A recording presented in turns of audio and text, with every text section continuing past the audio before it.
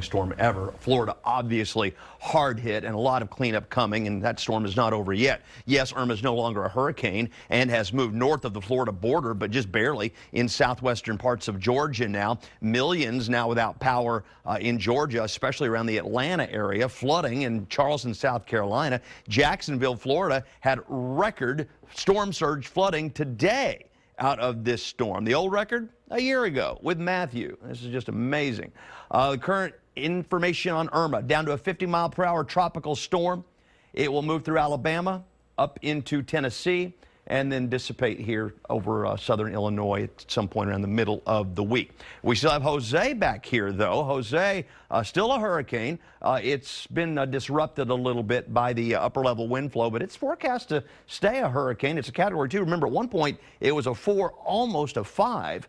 It is a Category 2 right now. It's going to do a little loop out here, move back over its old track, and then eventually is a 1, kind of taking aim on the southeast U.S. by this weekend, so they'll have to keep an eye on that one.